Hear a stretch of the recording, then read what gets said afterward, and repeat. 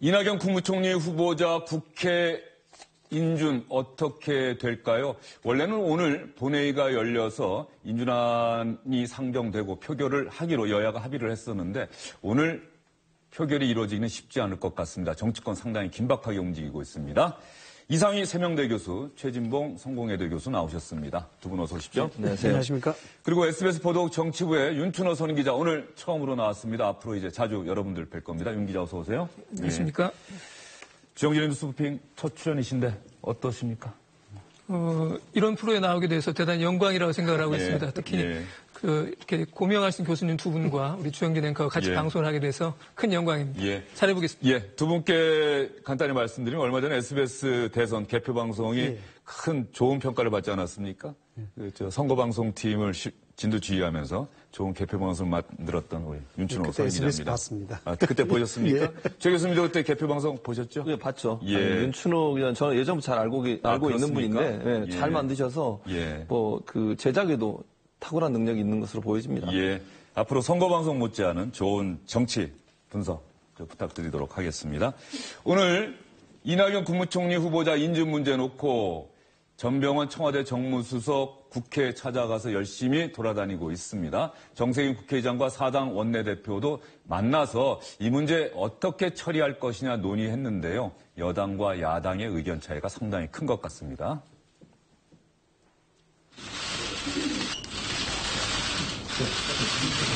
새 정부 들어서 첫 번째 임시국회입니다. 가장 시급한 현안부터 머리를 맞대고 잘 합의를 이루고 협력하는 그런 노력이 있었으면 좋겠습니다. 이 국무총리 인사청문회가 협치의 첫 번째 시험대일 텐데 비서실장이 나서서 청와대가 가장 빠르게 또 진솔하게 고민까지 담아서 사과도 하고 또 고충을 털어놓은 그런 이야기는 그래도 진정성이 있다. 저희는 여당은 그렇게 생각하고요. 부족한 점 부족한 대로 잘 메꿔가면서 담대한 협조가 필요하다고 생각합니다. 총리 청문회를 이 가름말을 타주지 못하면 앞으로 이 청문회가 이어지는 것에 대해서 다른 기준의 잣대를 대기가 대단히 어렵다. 이렇게 진솔하게 사과하는 모습은 볼 수 없었습니다.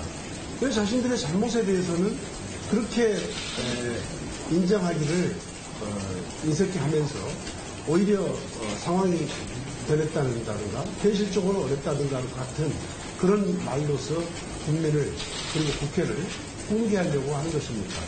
바쁘니까 국무총리 그냥 통과시켜 주세요 하고 나면 이것은 한 발자국도 계획이 되지 못하는 상황이고 국민의 기대를 충족시키지 못하는 그런 상황이라고 봅니다. 민주당 원내대표 빼고 나머지 세 당의 원내대표가 공동전선을 펴는 모양입니다. 그렇습니다. 일단 모양새로 보면 야당이 이권과 관련해서는 서로 보조를 어느 정도 맞추고 있다 이렇게 생각이 들고요. 다만 그러한 협의를 공개적으로 하는 모양새는 보이지 않고 있습니다. 역시 이런 상황에서 자칫 야당이 힘을 모아서 새로운 정부의 발목을 잡는다는 그런 비판을 살 수도 있기 때문에 그런 부분에서는 좀 신중한 모양새이긴 한데 이건에 대해서는 야당이 얼마든지 할 말이 있는 거죠. 이것은 대통령이 후보자 시절에 공약을 한 거고 공약한 거면 지켜라라고 하는 거기 때문에 굳이 세밀한 그런 의견 조율이 없다 하더라도 야당으로서는 의견 조율하는데 큰 문제가 없는 그런 사안이라 볼 수 있겠습니다. 지금 화면에 나오고 있는 의장과 여야 사당 원내대표 회동에 전병헌 정무수석도 참석하지 않았습니까? 오늘 왔어요. 네, 그림에는 안 보이죠? 맨 처음에 들어왔는데 야당하고 여당의 원내 총무하고 국회의장이 모두 발언을 할 때는 그때부터는 모습이 보이지 않습니다. 그래서 아마 저 때는 회의장을 나갔다가 그 뒤에 뭔가 긴밀한 연락을 취하고 난 뒤에 회의 중에 들어온 것으로 이렇게 생각이 듭니다. 비공개 기자들이 나가고 난 다음에 다시 들어와서 여야 사당 원내대표 국회의장과 뭔가 전병헌 정무수석이 협의를 했을 것 같기는 한데 이상희 교수님 어떻게 보십니까? 사실은 민주당이 집권한 이후에 바른정당이나 국민의당, 특히 국민의당은 기대를 했을 거예요. 호남 출신 총리 후보자를 지명했기 때문에. 그런데 국민의당 태도가 상당히 완강합니다. 국민의당이 캐스팅 보드 역할을 어떻게 할 것이냐에 대한 문제 아니겠습니까? 이낙연 총리 후보자를 내정했을 때 그런 배경이 충분히 깔려 있었죠. 왜? 호남 인사이기 때문에 국민의당이 여기에 반대하지 못할 것이다. 이런 배경이 깔려 있었는데 실질적으로 지금 캐스팅 보드 역할에 대해서 상당히 부정적으로 지금 이야기를 하고 있습니다. 국민의당이. 이것은 좀 역설적으로 해석할 필요가 있는데요. 민주당의 지지도가 너무 높기 때문에 그렇다. 이렇게 해석도 가능합니다. 왜냐하면은 호남에 있어서 국민의당이 상당히 지지의 열세를 보이고 있는 상황에서 차라리 이 상태에서는 오히려 야당의 존재 가치를 더욱더 부각시키는 것이 낫지 않느냐. 이런 어떤 전략적 계산이 먼저 우선했다. 이렇게 볼 수도 있는 것이죠. 그런 차원에서 캐스팅 보드의 역할을 충분히 해낼 수 있고 그만큼 소위 말해서 과실이 커질 수 있다라는 것이고 또 하나는 호남 쪽에서는 이번 선거에서도 보여줬습니다만 어느 쪽을 일방적으로 편들기보다는 국민의당과 민주당이 양립하는 그런 조건이 있어서 호남의 이익을 대변하는 게 훨씬 좋다. 이런 생각도 저번에 깔려 있는 것 같은 그것이 작용이 되지 않나라는 생각을 합니다. 네. 최 교수님 그렇다고 한다면 지금 야당은 대통령이 직접 입장 표명해라. 사과할 건 사과해라 이렇게 요구를 하고 있는데 청와대에서는 비서실장이 했는데 대통령까지 나설 이유가 있겠느냐, 정치 공세다. 예. 해법이 있을까요? 해법은 뭐 오늘 이제 2시에 회의를 하지 않습니까? 청와대에서 그 비서관들 회의할 때 그때 아마 문재인 대통령이 뭔가 입장을 밝히지 않을까 하는 생각은 들어요. 문재인 대통령의 어떤 성향으로 보면 본인이 직접 얘기하는 것을 그렇게 두려워하지는 않습니다. 다만 저는 주변의 비서들이 그 부분을 조금 더 시간을 두고서 하자고 제안한 게 아닌가 하는 생각이 들어요. 문재인 대통령의 스타일 자체는 사실 문제가 있으면 본인이 직접 나와서 얘기하는 스타일이지 않습니까? 그러나 그것이 초창기에는 어느 정도 할 수 있는 부분이 있지만 이제 국정을 계속 운영해 나가는데 이런 문제가 있을 때마다 대통령이 나와서 대국민 담화를 발표하거나 사과문을 발표하거나 이럴 수는 없는 거 아니겠어요? 그렇다고 하면 대통령이나 청와대 입장에서는 의견 조율을 할 필요가 있을 것이고 어느 정도까지 할 거냐 하는 부분도 사실은 앞으로 또 장관들 인사에 관련해서 또 청문회 저런 문제 나오면 또 와서 얘기해야 되고 이런 상황이 되다 보니 청와대에서는 여러 가지 고민을 하는 것 같고 아마도 오늘 이제 비서관 회의, 수석 비서관 회의에서 어떤 형태로든 본인의 입장을 밝힐 가능성이 있다는 생각이 듭니다. 네. 수석 보좌관 회의로 이름이 바뀌었다고 합니다. 수석 보좌관 회의.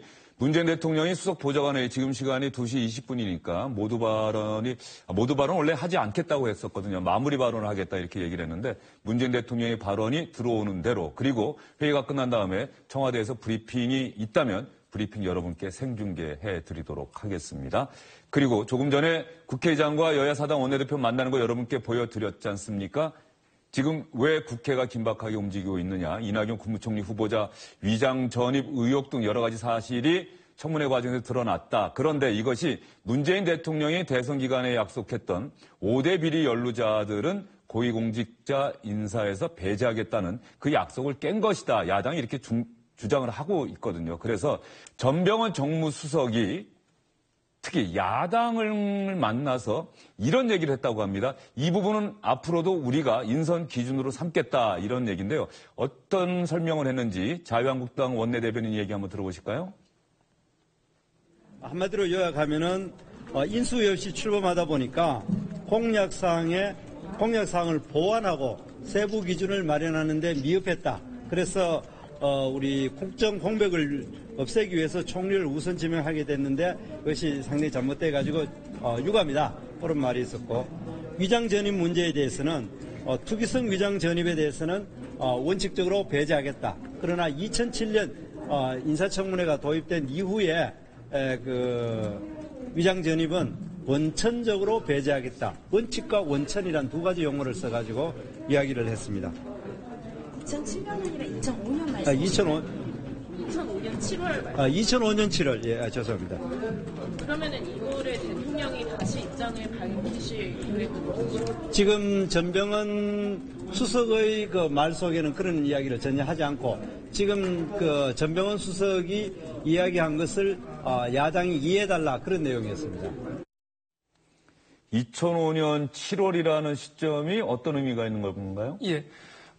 인사청문회 제도가 도입이 된 게 2000년 6월이거든요. 그리고 그때 그 인사청문회 대상은 국회 동의 절차가 필요한, 예를 들면 국무총리, 대법원장, 헌재소장 이런 사람들이죠. 이런 사람들은 국회 동의를 받아서 이제 대통령 임명하기로 했지 않습니까? 네.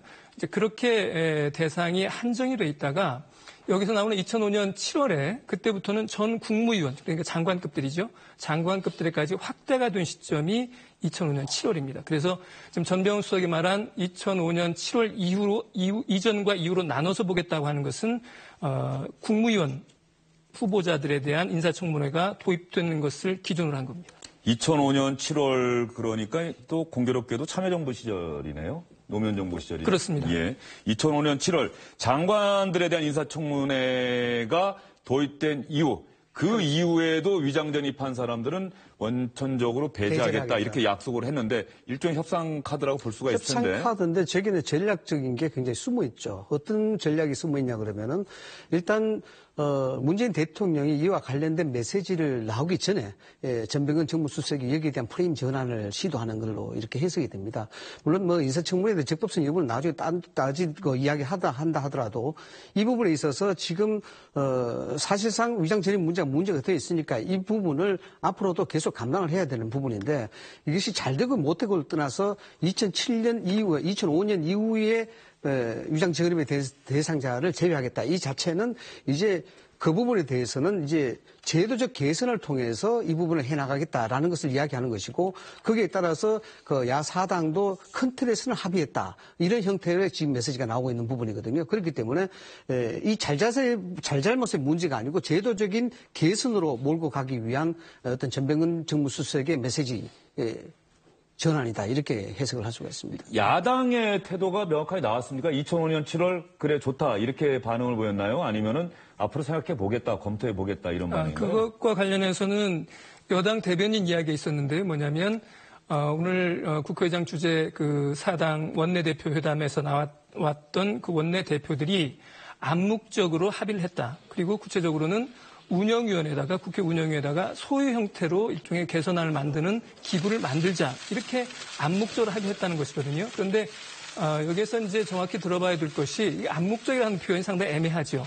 듣는 사람은 이게 합의했다고 느낄 수도 있을 테고 지금 각 당 의원총회가 열리고 있는데 이 정도 안을 가지고 가서 오케이 좋다 이걸로 갑시다라고 말할 수 있는 그런 상황은 아니라고 봅니다. 예, 사당 원내대표가 한 자리에 모여서 공동으로 기자회견하는 거 아니면은 사실은 그 합의가 정말 합의라고 보기가 어려운 상황이 뭐 한두 번 아니지 않습니까?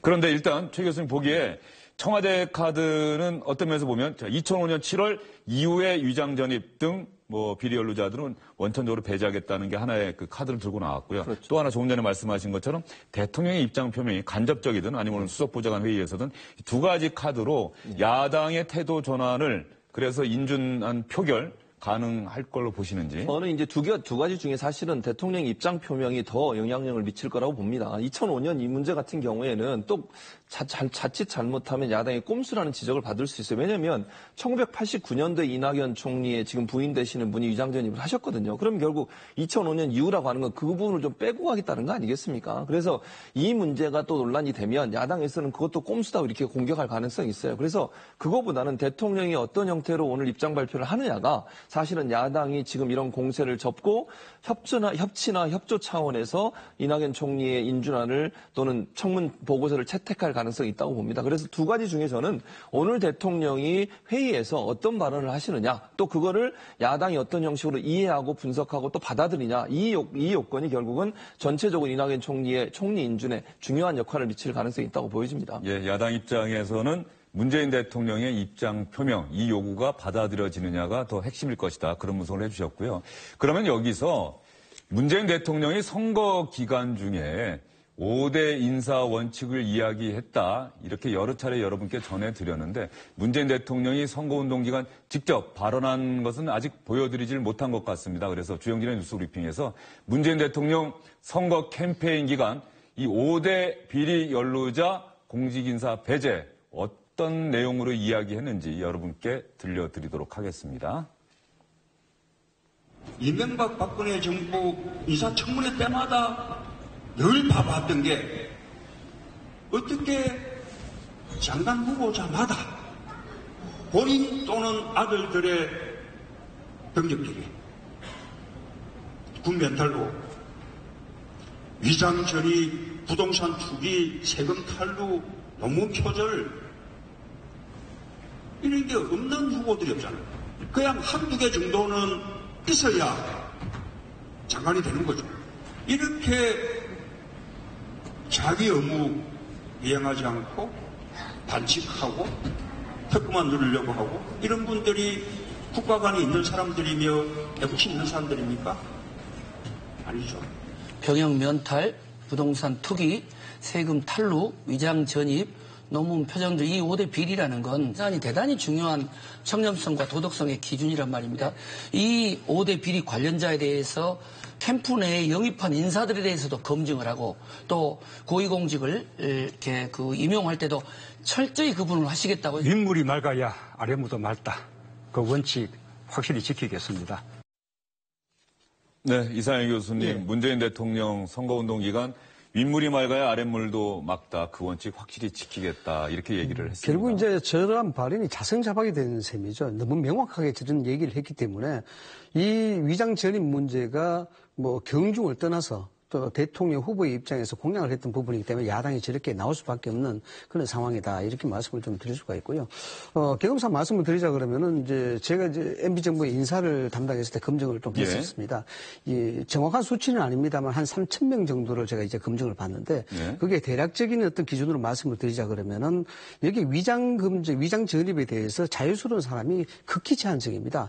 예를 들어서 10명이라 그러면은 한 7명에서 8명 정도는 위장 전입에 다 해당이 되는, 물론 뭐 연령대별로 차이는 있습니다만 그렇게 포함이 되시고요. 특히 그러면요, 가령 예를 들어서 해외 연수 떠나기 위해서 잠시 외국 가면서 국내 주소지를 남겨둬야 되지 않습니까? 네. 살던 곳에는 못 남겨두고 네. 그래서 원래 부모님 댁이나 또 뭐 처가나 이런 데로 임시로 옮겨놨다가 그 연수 끝나고 귀국하면서는 또 원래 있던 데로 들어간다. 이것도 위장 전입으로 위장 전입이 분류가 일단 됩니까? 분류가 되는데요. 이 상황에서 일단 중요한 부분이 그렇습니다. 지금 이제 문재인 정부는 갑작스럽게 국가의 비상 상황에서 조기 대선을 통해서 이제 만들어진 정부 아니겠습니까? 그 전에는 실시 인수위원회 기간이 있었죠. 인수 기간이 있었다는 것은 소위 말씀을 드리자 그러면 내각 인선, 총리 인선할 때 모의청문회가 있었습니다. 모의청문회를 통해서 적법성에 대한 부분, 불법성에 대한 부분을 충분히 검토를 하고 여기에 대해서 위장 전입이라 하더라도 당시 상황이 어떠한 상황이었냐 이걸 검증을 하는 부분이거든요.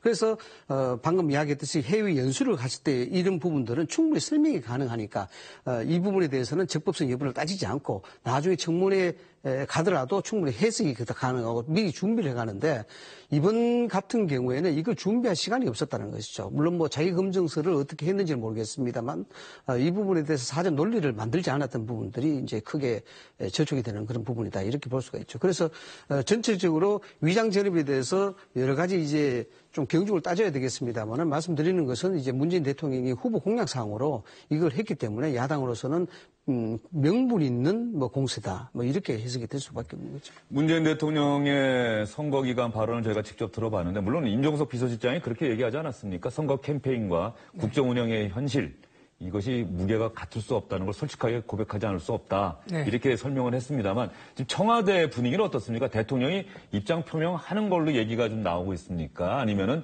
임종석 비서실장 얘기로 그거는 다 되지 않았느냐 이런 분위기입니까? 잠시 후면에 이제 오늘 2시부터 열리고 있는 청와대 이제 수석 보좌관 회의 이야기가 나오겠습니다만은 오전까지 청와대 분위기는 일단은 좀 지켜보자 이런 쪽이었던 것 같습니다. 오늘 이제 국회에서 움직임이 쭉 있었고요. 그다음에 6월 임시국회 시작되는 날 아닙니까? 그렇게 보면 여당과 야당 원내대표를 중심으로 한 그 대화 채널이 좀 가동이 되고 그다음에 전병헌 정무수석이 제안한 그런 안들도 있고 하니 그런 것을 좀 보면서 입장을 정리해 나가자 하는 것이 청와대의 입장인 것 같습니다.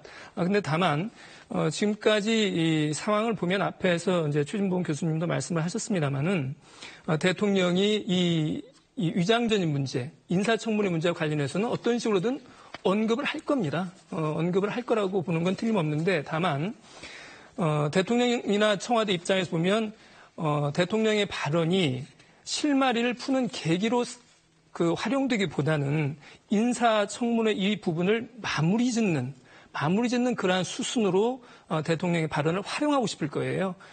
대통령이 오늘 예를 들면 어떤 말을 한다고 해서 이것이 야당이 오케이 좋습니다. 이대로 가겠습니다 할 리는 없다고 봐야 되는 거거든요.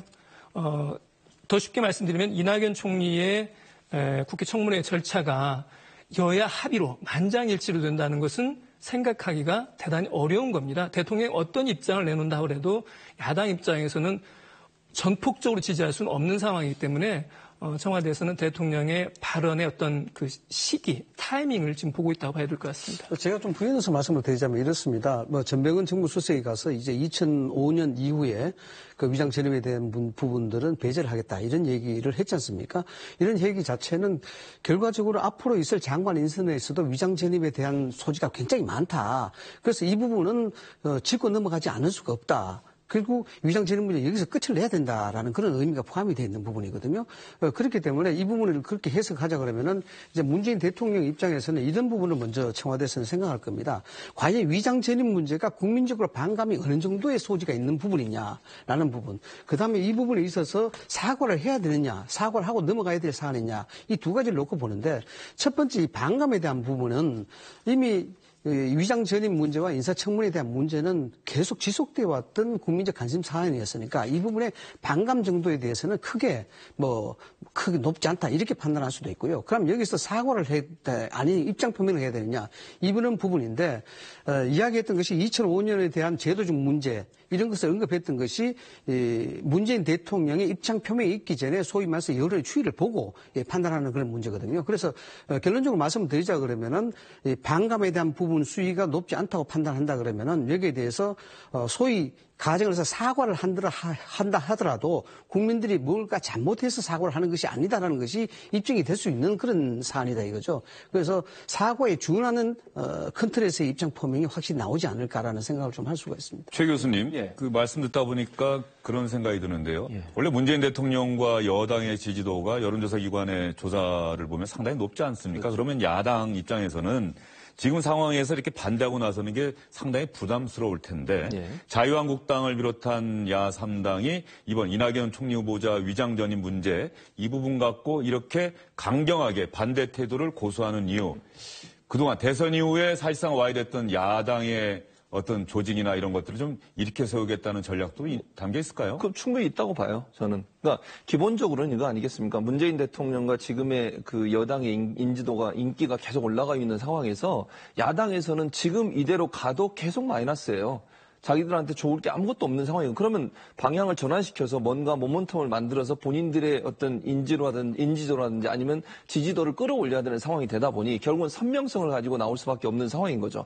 문재인 대통령의 최근 행보에 대해서 많은 사람들이 박수를 보내고 있고 80% 이상의 사람들이 지지를 보내고 있지만 그중에도 불만을 갖고 있거나 아니면 부정적으로 생각하는 사람도 있을 수 있단 말이에요. 그게 이제 보수를 지지하는 층이었다고 하면 그 층을 다시 모을 수 있는 방법은 문재인 대통령이 갖고 있는 청렴성이라고 하는 부분을 상처를 내야 되는 필요성이 있는 거죠. 그렇다고 하면 사실은 그 위장 전입 문제가 지금 현재 문재인 대통령이 지명한 후보자들의 위장 전입 문제는 사실은 예전의 위장 전입 문제과는 좀 차원이 다릅니다. 예를 들면 이게 부동산 투기라든지 아니면 불법적 행위 이런 부분이 많이 개입돼 있다기보다는 생활의 필요에 의해서 옮겨진 부분이 있기 때문에 사실 예전의 기준으로 보면 이 문제가 이렇게까지 크게 문제가 될 사안은 아니에요. 그럼에도 불구하고 야당이 유일하게 이 문제를 갖고 물고 늘어지는 이유는 문재인 대통령이 그 발언을 했기 때문에 그렇거든요. 그러면 문재인 대통령의 발언을 문제 삼으면서 문재인 대통령의 신뢰성이나 청렴도에 상처를 내서 문재인 대통령에 대해서 부정적이거나 아니면 지금 문재인 정부에 대해서 어떤 형태로든 좋지 않은 감정을 갖고 있는 사람들의 세력을 모아서 보수를 다시 한번 이렇게 세우려는 그런 시도를 할 가능성은 충분히 있다고 보여집니다. 또 그런 말씀 드리니까 문재인 대통령이나 청와대에서는 또 밀릴 수 없다. 또 이런 생각도 당연히 할 것 같은데요. 그러면 문재인 대통령의 선거기간 발언 저희가 여러분께 보여드렸는데요. 문재인 대통령의 발언을 놓고 여당과 다른 야당들은 어떻게 평가하고 분석하고 있는지 여러분께 들려드리겠습니다. 대통령이 후보 시절 언급한 5대 원칙은 국민이 만들어주시고 국민이 요구해온 인사 기준입니다. 따라서 국회는 5대 기준에 대해 국민의 눈높이에서 해석하고 적용되어야 할 것입니다. 5를 넘어서는 부적합이라면 우리 당이라도 먼저 나서서 반대에 나설 것입니다. 오늘 여야 간 전격적인 합의가 이루어지길 다시 한번 국민과 함께 기대하고 호소합니다. 문재인 대통령은 고위공직자 임용 5대 비리 관련자는 원천 배제하겠다는 본인의 대국민 공약을 앞으로는 지키지 않겠다는 것인지 아니면 지키겠다는 것인지 비서실장을 시켜 구차한 변명을 늘어놓지 마시고 당당하게 본인이 TV 앞에서 말씀하시길 바랍니다. 이번 총리 국회 임명 동의와 관련해서 문재인 대통령 결자 협의를 기대하면서 한 말씀 드리겠습니다. 스스로 세운 원칙을 깨뜨리면서 야당이 국정의 발목을 잡고 있다고 야당을 원망하고 책임을 전가하는 것은 적반하장이고 야당을 거수기로 바라보는 구태의 전형적인 태도입니다. 적어도 더불어민주당이 야당 시절에 요구했던 원칙과 기준은 지켜달라. 5대 비리에 관해서는 원천적으로 공직에서 배제하겠다는 공약이 2주 만에 지켜지지 않게 되었는데 거기에 대해서 분명한 입장을 밝혀달라. 윤춘호 기자, 네. 참 보면 말이죠. 여당과 야당이라고 하는 틀로 규정이 딱 되는 순간 뭐 말이 정확하게 구분이 돼요. 그렇습니다. 명확하게. 여당에서 야당 같은 소리가 나온다거나 야당에서 여당 같은 소리가 나오는 걸 본 적이 별로 없는 것 같습니다. 그렇습니다. 눈을 감고 들어도 알 수 있습니다. 예. 눈을 감고 들어도 알 수 있습니다. 예. 귀를 막고 봐도 표정만 봐도 알 수 있습니다. 예. 추미애 민주당 대표가 이렇게 얘기를 했네요. 대통령이 말한 것은 국민이 요구해온 인사 기준이다. 그런데 이제는 국회에서 국민의 눈높이에서 이 기준을 해석하고 적용을 하자. 슬그머니 공을 국회에다가 떠미는 듯한 그렇죠. 야당에서 이제 주장하기는 그런 거죠. 추미애 대표의 발언은 바로 대통령과 청와대가 풀어야 할 문제를 왜 국회 쪽으로 떠넘기느냐 이렇게 받아들일 수도 있을 것 같은데요. 그래서 이 문제에 있어서 여당 내부, 즉 민주당 내부에서는 사실상 커뮤니케이션 자체가 좀 일원화될 필요가 좀 있습니다. 그런데 추미애 대표가 이 건과에 대해서 이야기한 것은 약간 결이 조금 거치다는 생각이 좀 듭니다. 왜냐 그러면은 뭐 우원식 대표는 이 문제에 대해서 상당한 로키로 갔거든요. 뭐냐 그러면 역지사지 입장에서도 생각해도 이건 좀 문제가 있다. 그러나 이건 대승적 차원에서 좀 해달라라는 그런 부분으로 로키로 갔었는데 반면에 추미애 대표는 이 발언도 있었지만은 야당을 강하게 공격을 했거든요. 이명박 박근혜 정부에서도 충분히 그럴 수 있었던 문제다 해서 굉장히 그 로키가 아닌 강경 보도로 갔습니다. 그래서 결이 좀 다른데 이 문제에 있어서는 이제 추미애 대표도 약간 로키로 갈 필요가 있었지 않나라는 그런 생각이 좀 들어요. 결국 이것이 정부 첫 인사의 첫 단추를 끼는 것이고 이 부분이 야당에 대한 문제가 아니고 대통령 후보로서의 공약에 관한 문제였었기 때문에 실질적으로 야당이 반대할 수 있는 부분이 명분이 굉장히 약했지 않습니까? 뭐냐 그러면은 지지도가 굉장히 높은 상황에서 뭐 인신공격이라든가 약간의 그 문제 가지고 여기에 대해서 뭐 반대를 한다든가 이렇게 되면 오히려 역공당할 우려가 있었는데 지금 이 부분은 그런 차원이 아니고 대통령 후보 공약에 대해서 지킬 것인지 말 것인지에 대한 부분 이런 부분이거든요. 그래서 여당 내에서는 좀 일원화시켜서 대통령은 정말 입장 표명을 한다 그러면은 소위 말하자면은 박수 받을 수 있는 입장 표명이 있어야 된다는 것이죠. 입장 표명을 하더라도 그게 사과에 준할지는 몰라도 여기에 대한 충분한 해명을 하고 오히려 대승적으로 결단을 해서 박수 받을 수 있는 입장 표명을 해야 될 필요가 있다. 거기에 추미애 대표가 좀 협조를 해줘야 되는 부분이다라는 생각을 좀 합니다. 네. 여당에서 조금 더 여지를 줄 필요가 있다 그런 말씀이신 것 같고요. 조금 전에 최진봉 교수님께서 살짝 언급은 해주셨는데 주영진의 뉴스 브리핑에서 시청자 여러분들 판단할 근거를 한번 보여드리도록 하겠습니다. 이번에 이낙연 국무총리 후보자, 강경화 외교부 장관 후보자, 김상조 공정거래위원장 후보자, 위장 전입 언제 어떤 내용인지 설명을 드릴게요. 이낙연 후보자 인정했습니다. 미술교사인 아내가 1989년 자녀의 서울 강남지역 학교 배정받고자 논현동에 9개월 정도 위장 전입을 했다. 인정했습니다. 강경화 외교부 장관 후보자 2000년입니다. 시점은 2000년. 장녀가 미국에서 1년간 고등학교를 다니다 이화여고에 전학을 했는데 1년간 친척집에 주소지를 둬서 위장 전입했다. 본인이 사실입니다라고 기자들에게 인정한 부분입니다. 그리고 김상조 공정거래위원장 후보자 두 차례죠. 1997년과 2005년. 2005년 2월이기 때문에 전병헌 정무수석이 얘기했던 2005년 7월보다는 앞선 시기입니다. 자녀의 중고등학교 진학을 앞둔 시점에서 두 차례 위장 전입 의혹이 있다. 이런 언론 보도가 나왔었죠. 그러면 여기서 시청자 여러분, 과거에도 인사청문회 제도가 도입된 것은 2000년이고요. 그 전에도 위장 전입 문제로 장관에서 물러난 장관이 있습니다. 1998년 국민의 정부 출범 이후에 56일 만에 보건복지부 장관에서 물러났던 주양자 전 장관이 있습니다. 주양자 전 장관 일가족이 부동산 투기를 목적으로 보면은 앞에 3명의 총리와 장관급 후보자들은 자녀 교육, 뭐 해외 연수나 이런 것들 때문에 위장 전입을 했다. 이렇게 사실을 시인했고 의혹이 제기됐는데 주양자 1998년에 보건복지부 장관에서 사퇴한 주양자 전 장관은 부동산 투기를 목적으로 16차례에 걸쳐서 위장 전입을 한 사실이 드러나서 사퇴를 했던 건데요. 그 당시 장면 여러분께 한번 보여드리겠습니다.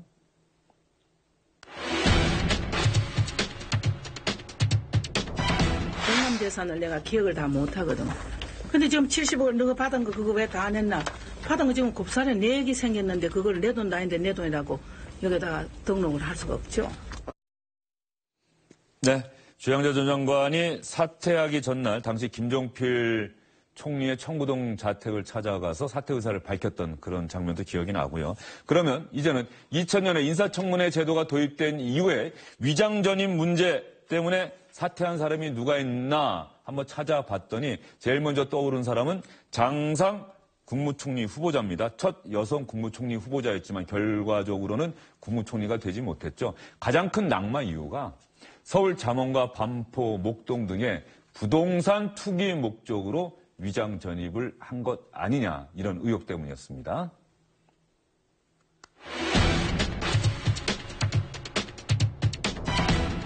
반포 한신 7차 아파트 아시죠? 네. 살지는 못하셨죠, 거기서? 네. 그다음 구반포 주공아파트는 어떻게 구입을 하셨습니까? 저는 그 주소 이름도 모르겠는데요. 예. 구반포 거기 간 거는 제가 모르겠습니다. 예, 알겠습니다. 예. 그러면은 모르겠으면 잠깐만 거기서 안 사셨겠네요? 안 살았습니다. 예.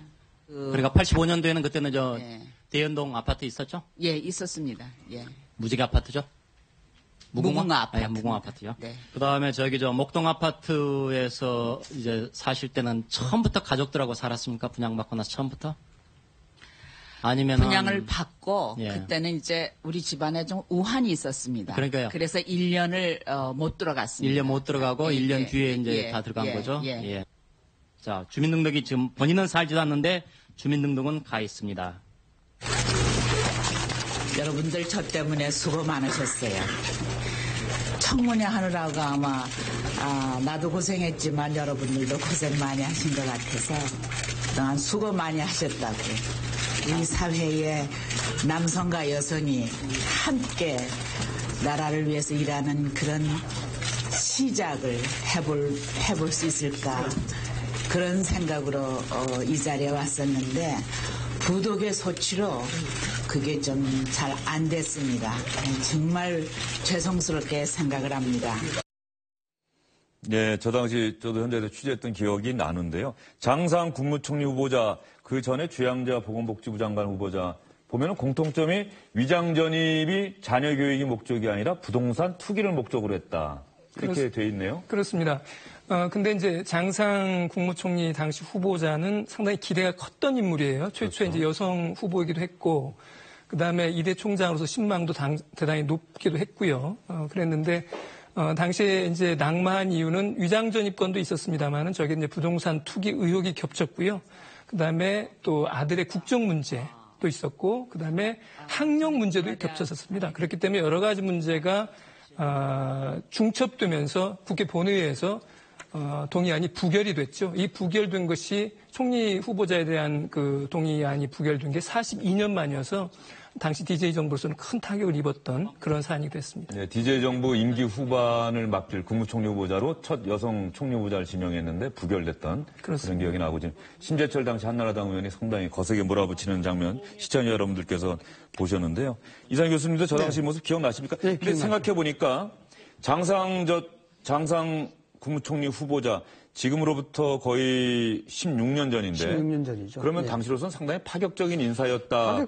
파격적이었고 여러 가지 화제가 많이 있었습니다. 뭐 말씀하신 대로 첫 여성 총리라는 부분이 굉장히 화제가 됐었고 또 이대 총장으로서 첫 그 기원 출신의 여성 총장이라는 부분이 굉장히 또 화제가 됐었기 때문에 기대가 많았었죠. 기대가 많았었는데 결국 이제 인준이 부결됨에 따라서 낙마를 하고 말았었는데 대단히 크리스찬으로 인간적인 면모에서는 긍정적인 부분을 많이 평가를 받았었던 부분이 없지 않아 있었습니다. 그러나 이제 부동산 투기에 대한 문제 이런 문제, 그에 따른 이제 위장 전입 문제가 결국 발목을 잡았었죠.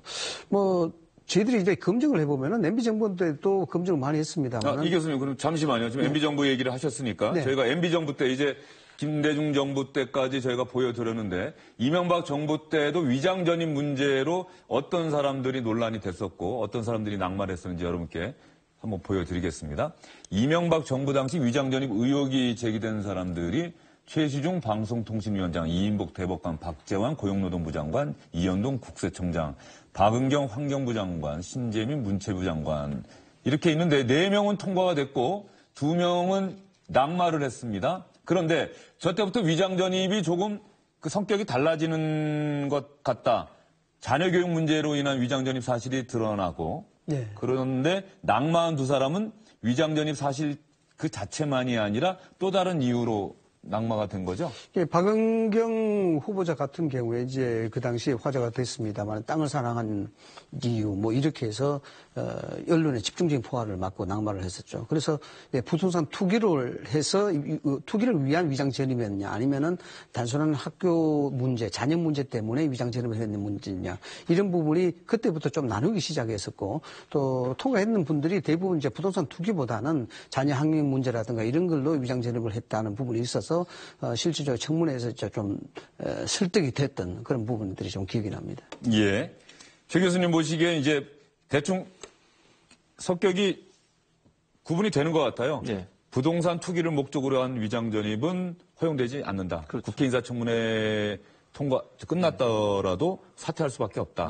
그런데 자녀 교육을 위한 위장 전입은 좀 여지가 있고 또 국회에서도 그거는 이해해 줄 수 있다. 이렇게 넘어갔던 것 아닌가 이런 생각이 드는데 어떻습니까? 그렇죠. 이상현 선생님 아까 얘기하셨잖아요. 본인이 본 많은 사람들의 인사 검증 시스템에 보면 80% 이상이 전부 다 위장전입과 연관돼 있다고 얘기하지 않습니까? 그러면 우리가 생활하다가 여러 가지 부분에 있어서 드러나지 않아서 그렇고 청문회에 나오지 않아서 그렇지 많은 사람들이 위장전입이라고 하는 부분을 실제 행하고 있는 부분인 거죠. 그런 부분이라고 하면 이게 정말 투기 목적이나 불법적인 방법, 물론 위장전입 자체가 불법입니다.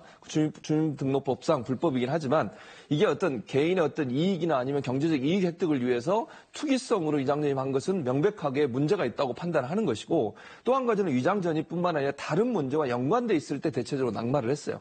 사실은 지금 현재 이낙연 후보자나 아니면 강경화 후보자, 물론 강경화 후보자는 또 다른 문제가 있으니까 그건 차치하더라도 이낙연 후보자 같은 경우는 사실 위장전입 문제 가지고 낙마까지 주장하는 건 사실 좀 부담스러운 부분이 있다고 저는 생각해요. 야당 입장에서. 다만 야당이 그 부분을 강하게 물고 늘어지는 이유는 문재인 대통령의 발언 때문에 그런 겁니다. 아까도 얘기하셨지만 결국은 그 약속을 안 지켰다는 이유 가지고 지금 공격을 하는 거지 이낙연 후보자가 갖고 있는 위장 전입이라는 행위 가지고 지금 문제를 삼는 건 아니거든요. 그렇다고 하면 위장 전입이라고 하는 것도 사회적으로 받아들일 수 있는 범위가 있는가 하면 그러지 않는 범위가 있다는 거죠. 그것은 아까도 언급해드렸지만 부동산 투기와 관련돼 있거나 또는 위장전입 플러스 다른 어떤 불법적인 어떤 또는 국민들이 받아들이기 힘든 도덕적인 흠결이 있을 경우 그럴 경우에 낙마가 주로 이루어졌고 나머지 경우는 인준이 된 상황이기 때문에 이 문제도 저는 그래서 문재인 대통령이 어떤 형태로든 사과든 아니면 입장 발표를 하는 선에서 마무리될 가능성이 저는 있다고 보고 야당은 물론 그럼에도 불구하고 그걸 전폭적으로 받아들이지 않겠지만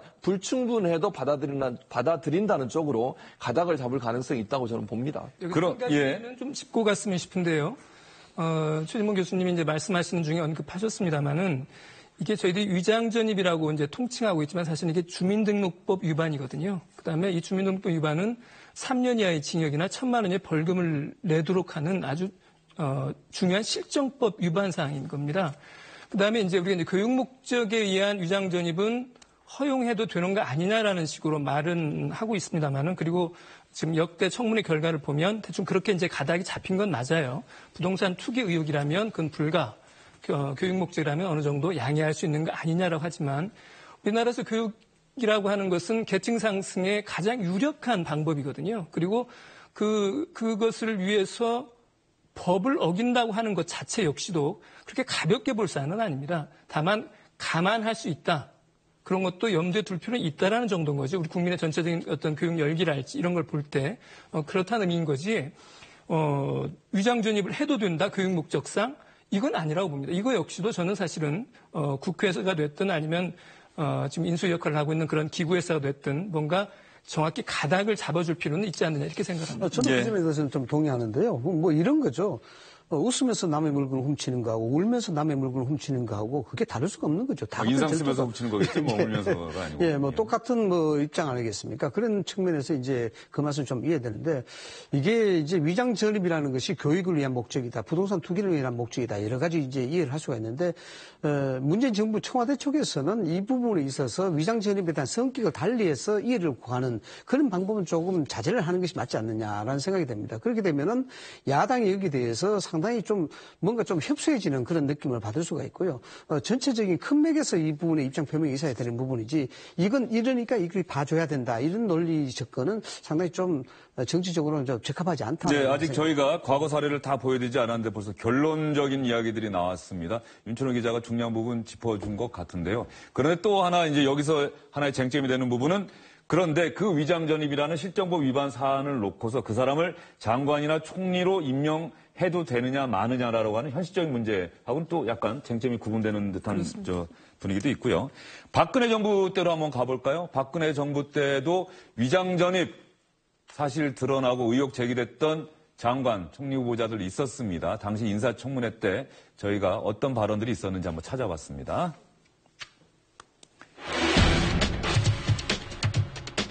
산부인과 때문에 경기도 광주에서 강동구로 주소를 전입하셨어요? 예, 잘못된 일입니다. 정보를 입수할 수 있는 위치에 있었고 확신을 갖고 부동산에 투자를 하셨고 그래서 돈을 버신 거 아니냐 이런 겁니다. 초임 검사가 무슨 그렇게 그 투기에 그게 있고 그것도 정보에 그렇게 민감하고 그랬겠습니까? 사건 봐주고서 특혜 분양받은 거 아니냐 이렇게 오해하게끔 생겼단 말이죠. 개별적으로 뭐 계약을 하거나 그런 분인데 그 당시에 공개 분양을 한 겁니다. 거기에 신청을 해가지고 당첨된 겁니다. 황찬영 감사원장 후보자, 정원 국무총리 후보자의 인사청문회 당시 발언 여러분께 보여드렸는데요. 박근혜 정부 당시 어떤 사람들이 위장전입 관련 의혹이 제기됐고 사실이 인정됐는지 한번 보여드릴까요? 유진용 문체부 장관, 서남수 교육과학기술부, 유기준 해양수산부, 유일호 경제부총리, 홍영표 통일부 장관, 임종용 금융위원장. 다 위장전입 사실 드러났지만 의혹 제기됐지만 인사청문 과정 통과했습니다. 한 사람이 낙마했네요. 김병관 국방부 장관 후보자. 그런데 김병관 국방부 장관 후보자도 위장전입 사실 그 자체만이 아니라 뭐 다른 기업의 뭐 고문직인가요? 이렇게 해서 뭐 돈을 받았다든가 고액의 자문료를 받았다든가 뭐 부적절한 그 이권을 뭐 받았다든가 이런 의혹 때문에 낙마를 했던 거죠? 그렇습니다. 예. 위장전입 사실 그 자체만은 아니다. 그러면 여기서 저희가 한번 결론적으로 윤철호 기자 아까 문제 제기해서 이상희 교수님도 말씀을 하셨는데 최 교수님은 아까 최 교수님 말씀 때문에 윤철호 기자가 얘기가 시작이 그렇죠. 됐는데요. 위장 전입이 엄연한 실정법 위반이다. 그런데 위장 전입이라는 사실만으로 장관이나 국무총리직을 수행할 수 없도록 해야 한다. 내지는 그것으로 그렇게 하는 건 너무 가혹하지 않느냐. 그러면 누가 일할 사람이 누가 있겠느냐는 현실적인 문제도 감안해야 된다. 최 교수님은 어떤 데 동의하세요? 그러니까 저는 두 가지를 다 저는 가장 이상적인 거는 둘 다가 다 합치가 되는 거죠. 말씀드리는 증거는 무슨 말씀이에요? 위장전입도 안 하고 능력도 있고. 그럼 정말 좋은 케이스죠. 그런데 만약에 위장전입의 문제가 아까 말씀드린 부동산 투기나 다른 것과 연관되지 않고 유일하게 뭐 해외 유학을 가거나 해외에 무슨 연수를 가기 위해서 어쩔 수 없이 주소를 옮기는 상황에서 그게 위장전입 문제가 됐다. 또 지금 이낙연 후보자 같은 경우는 부인이 강남에 있는 학교에 배정받기 위해서 거기에 지금 한 거예요. 자녀 그것도 아니고 이런 상황이라고 하면 그분의 능력과 그분이 할 수 있는 여러 가지 역할인데 이 문제 때문에 그분이 그 자리에 못 가는 것이 과연 바람직하냐는 부분은 논란의 대상이 된다고 저는 충분히 생각합니다. 또 아까도 말씀드린 그러니까 말씀하신 것처럼 만약에 위장전입이 불법이니까 모든 사람 처벌하면 지금까지 위장전입 때 장관했던 사람 다 처벌받아야죠. 한 명도 처벌 안 받았잖아요. 왜 그냥 넘어갑니까 그러면? 그런 걸로 하려면 국회에서 다 고발해서 처벌받게 해야 되고요. 지금 뭐 징역 살게 하든지 벌금 물게 해야죠. 근데 안 하고 있잖아요 지금 우리가. 그렇다고 하면 법이 제대로 집행되도록 모든 사람의 동일한 기준을 정하든 아니면 그 법이 실제 적용이 안 되고 있다면 이 법을 바꾸든 뭐 여러 가지 방법들이 있을 텐데 그런 방법을 하지 않은 상황에서 이낙연 후보자에 대해서만 그런 엄중한 어떤 잣대를 대서 그것이 불법이니까 안 된다고 얘기하는 것은 그러면 능력 있는 사람을 쓸 수 있는 것이 너무나 풀이 줄어들 수밖에 없어요. 그렇게 됐을 때는 그러면 정부가 원하는 어떤 제대로 된 정책이라든지 아니면 대통령이 추구하고 있는 어떤 정책이나 상황과 맞는 사람을 임명해서 능력 있게 일을 할 수 있는 기회를 갖는 것이 상당히 어려워질 수 있다는 것도 우리가 함께 고민해봐야 될 문제라는 것이죠.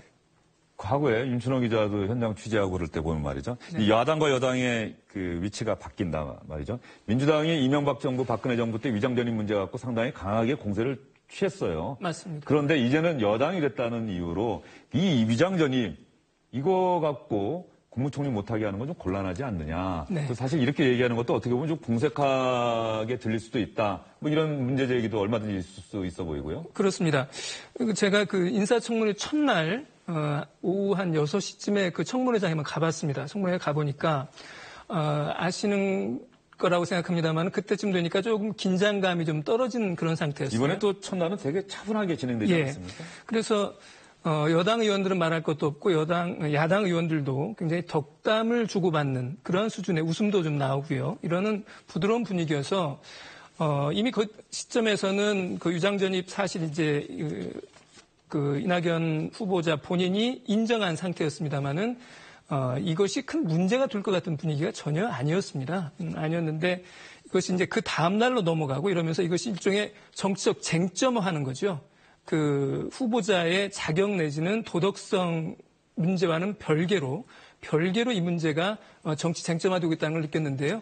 말씀하신 것처럼 정치라는 것이 결국은 합리적인 타협을 해나가는 과정이기 때문에 오늘 지금 대통령의 지금 그 수석보좌관의 발언도 나왔습니다만은 여야가 이번을 계기로 해서 합리적인 어떤 인사 기준화를 만든다 그러면 이번 어떤 파동이랄까 이것이 새로운 그 정치 발전 하나의 큰 계기가 될 수 있지 않을까 이렇게 생각합니다. 저는 이렇게 생각합니다. 합리적인 인생 기준화를 만든다는 자체가 모순입니다. 왜냐 그러면 이제 우리나라 헌법 78조에 보면은 대통령은 헌법과 법률이 정하는 바에 따라서 국가 공무원을 헌법과 법률이 정하는 바 이게 따라서. 핵심이죠. 그렇죠. 예, 그게 핵심인데 그러면 헌법보다도 법률에 의해서 이 인성 기준이 들어가야 되는 겁니다.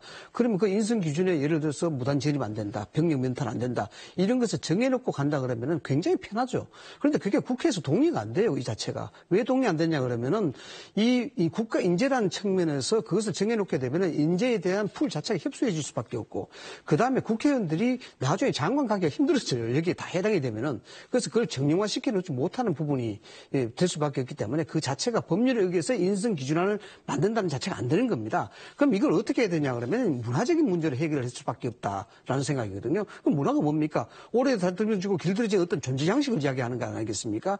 인사청문회가 2000년도 도입되고 지금까지 17, 8년이 지났습니다. 그러면 이 부분에 대해서 저희들은 서서히 완성되어 간다 이렇게 봐야 되는 거거든요. 지금 소위 애들을 키우는 학부모들이 우리 애가 장래에 뭐가 될지 모르지만은 여기에 대해서 인사청문회가 굉장히 힘들다. 나중에 국가 일을 하려기 위해서는 여기에 많은 것을 우리가 가르쳐야 된다. 이런 부분들이 이미 문화적으로 사서히 섞이고 있다라는 그런 차원이죠. 예. 그런 차원에서 본다 그러면은 이 부분은 뭐 논란의 가치는 충분히 있습니다만은 좀 더 지켜봐야 될 부분도 있다라는 생각을 합니다. 네, 저희가 지금 상당히 뜨거운 분위기 속에서 이야기를 나누고 있는데요. 시청자 여러분 이렇게 정리를 해드릴 수 있을 것 같습니다.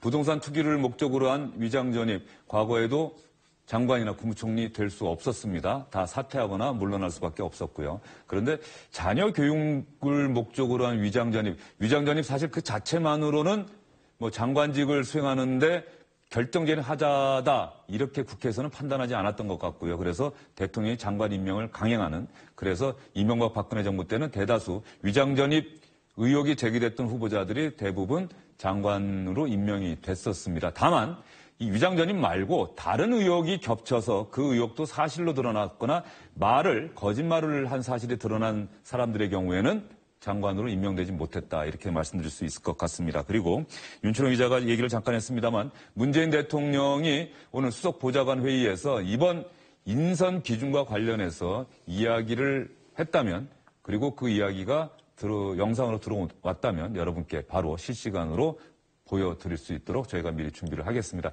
시간은 조금 지났습니다만 여기서 강경화 외교부 장관 후보자의 얘기를 잠깐 해드리도록 하겠습니다. 위장 전입 사실 본인이 시인했는데 여기에 증여세 탈세 논란까지 일었습니다. 각 당은 어떤 반응 보였을까요? 강경화 외교부 장관 후보자 딸들의 증여세 문제가 제기됐습니다.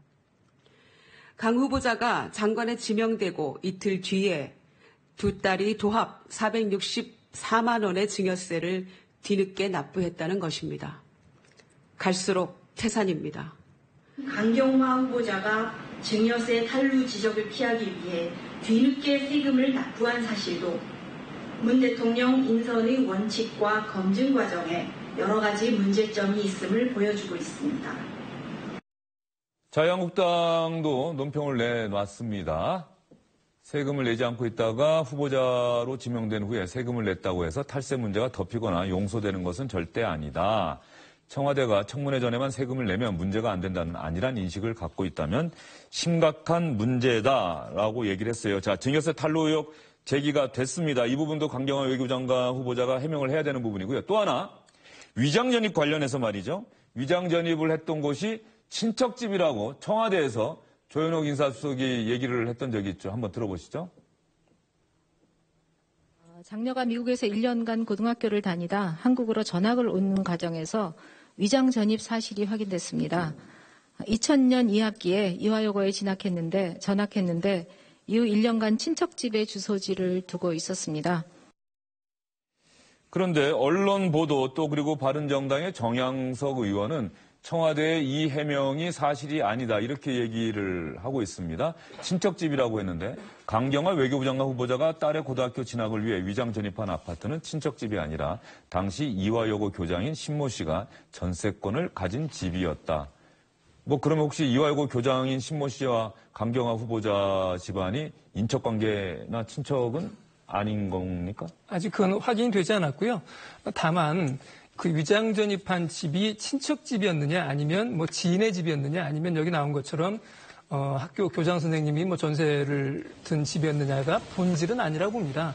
이미 발표할 때 내 딸이 교육 목적상 위장 전입한 거 인정한 거고요. 그 강경화 장관 후보자가. 그러니까 친척집이라고 얘기한 거는 강경화 후보자가 아니라 청와대 인사수석이에요. 예, 어떻게 보면 지인의 집이라고 말해야 될 것을 잠깐 실수한 걸 수 있고요. 위장 전입과 관련해서 저것을 대놓고 거짓말로 해명한 거 아니냐라고 말하는 것은 좀 지나친 거 아닌가 싶습니다. 지나치다. MB 정부 당시에도 강경화 내정자에 대한 부분은 상시검증 대상자였습니다. 이 상시검증 대상자가 뭐냐 그러면은 인사수혜가 발생됐을 때 그때 갑자기 하는 검증 대상자가 아니고 늘 장관이라든가 여러 가지 그 고위 관료로 갈 수 있는 사람, 그 가능성이 있는 사람을 대상으로 해서 수시로 인사 검증을 해놓는 그런 대상자라는 그런 얘기죠. 당시에 이 강경화 내정자에 대한 상식 검증에서도 여러 가지 문제가 좀 됐었고요. 대사까지 좀 거론이 됐습니다만은 결국 안 되는 그런 부분이 있는데 문제는 이렇습니다. 여기에서 본질에 대한 문제가 거짓말을 했느냐 안 했느냐 그런 문제입니다. 이것이 이제 친척이라 그러면은 얼마든지 바뀔 수도 있는 문제고 그런데 여기 이제 학교 교장이다 그러면은 딸이 여기 이화여고에 가기 위한 그런 편법을 썼느냐에 대한 문제가 이제 의혹이 제기될 수밖에 없는 것이죠. 그래서 단순한 위장 전입에다가 여기에 그럼에도 불구하고 여기에 덧붙여서 이런 것이 있다. 결국 증여세 탈루 문제 이런 것들이 상당히 정폭될 소지가 굉장히 크다. 그래서 강경화 내정자의 청문회는 상당히 이 문제가 아주 폭발력을 크게 확산시킬 수도 있는 그런 문제다 이렇게 볼 수 있는 겁니다. 네, 강경화 외교부 장관 후보자에 대한 인사청문회 현재 예정입니다. 다음 달 8일로 잡혀 있습니다. 이 인사청문회 날 강경화 외교부 장관 후보자가 본인에게 제기된 의혹에 대해서 어떻게 해명을 할지 저희가 한번 다 함께 지켜봐야 될 것 같습니다. 일단 정치권 소식은 이쯤에서 정리를 하도록 하겠습니다. 세 분 오늘 말씀 잘 들었고요. 예.